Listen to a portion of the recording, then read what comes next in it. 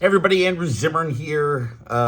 Yes, I'm in another hotel, coming to you almost live from beautiful Charleston, South Carolina, where I am participating in the Illuminations Festival. And then after that's done, shooting a couple episodes of TV.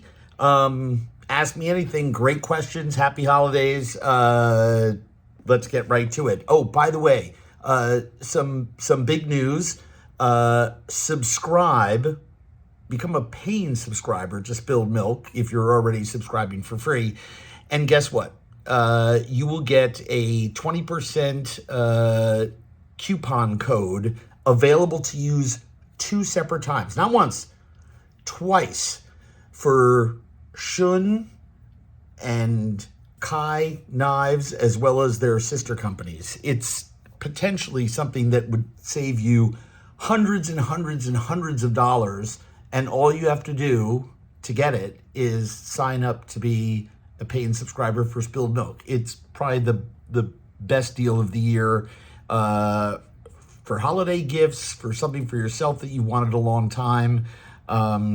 It's extraordinary, and we're really grateful to Shun, our sponsors, and to all of you. Information at the top of this page. Joe writes, Chef, I've been meaning to get your perspective on convection cooking when you think it's warranted. We have a nice oven with a convection option. I'm never sure when to use it. Convection is just a wind oven. That's really all that it means. And if you think of it that way, obviously it's a perfect example. It's great for making meringues, something that you want dry and crispy, right? I do not use it for when I'm roasting a chicken. Why? A conventional oven has about 26, 27, 28% humidity, sometimes as high as 30, depending on what you have in it, right? Think about it. If there's liquids in there or anything moist, it puts that moisture into the air. So it's sort of cooking with moist heat. Convection is the same principle as if you have a spill of water on your rug, you wipe it off and then you put a fan on it and it dries it twice as fast. It dries things out. So if you're doing something like you want to roast high heat asparagus and you don't care because it's only going to be in there for 5 minutes, sure, you can go convection. If you want to cook something that's dry and crispy, or you're using low temperature drying, by all means go right ahead.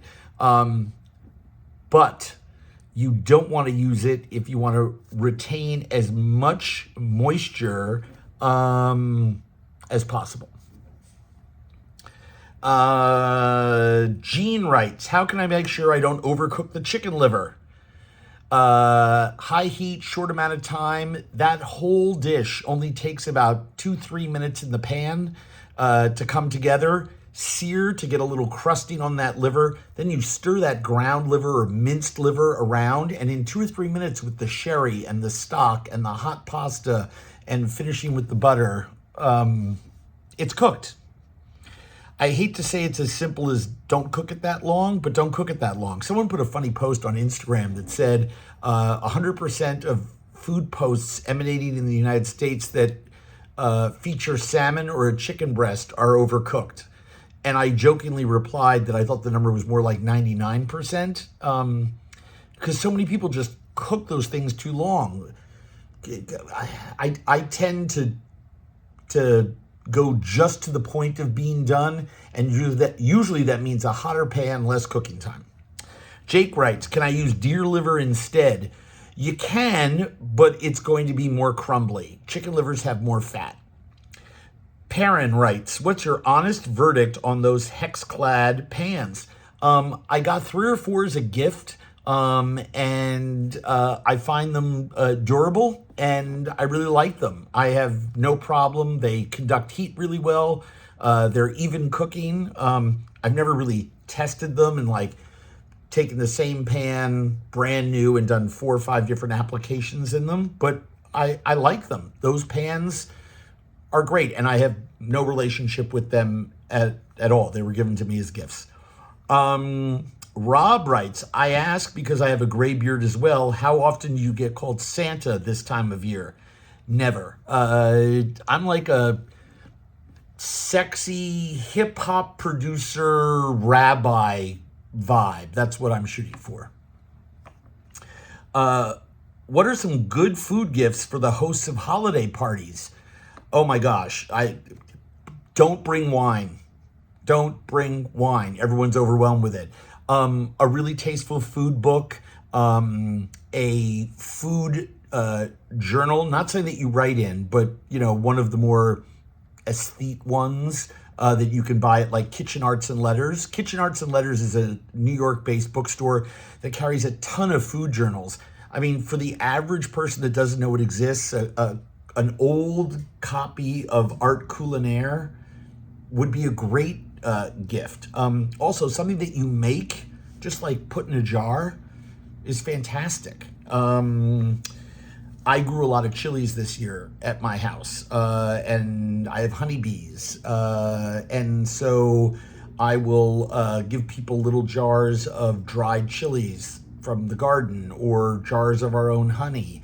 Or you can make homemade vanilla extract by just putting like 15 vanilla beans, slit and scraped, and their contents into a big jar and filling it with a good quality amber rum with a note on it that says, don't open for 12 months.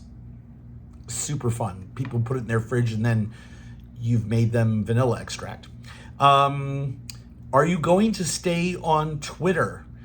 I don't know. I have a lot of contractual obligations for it, and as with other entities, and I'll see what happens. Is it unreasonable to think that the person who owns it now will sell it? Thanks, Pia. Good question. Bell, do you think Shane MacGowan was waiting for Henry Kissinger to die first? Shane MacGowan, for those of you that don't know, was the front man and wrote most of the music for the Pogues. And he died right after Kissinger. Well, I don't know if he was, but Sandra Day O'Connor sure was. Am I right with that? Didn't she pass away right after? Lauren says, please settle a debate from Thanksgiving. Is lasagna a casserole? Wow, really good question. Okay, so there's casseroles and hot dishes. A casserole is something where everything is mixed together. A hot dish is something where things are layered. So you technically, I would probably say lasagna with all its layers is a hot dish. What do you think of that? I love you folks. Great questions this week. Can't wait for next. Become a paid subscriber. And when you do, if you're a first-time paid subscriber, you're going to get a massive, massive gift from all the folks at Shun, Kai, and Kershaw, and Spilled Milk. Thank you to our sponsors. And if you're already a paid subscriber, buy a couple subscriptions as gifts. Each time you do it, you can use the code twice for up to 20% off. And by the way, that includes cutting boards and other, not just knives, all the different things that Kai, Kershaw, and Shun make are available for discount. So enjoy. Happy holidays. And it's good for 8 weeks, all the way through January 31st. See you next time. Oh, by the way, everyone in Charleston says hi.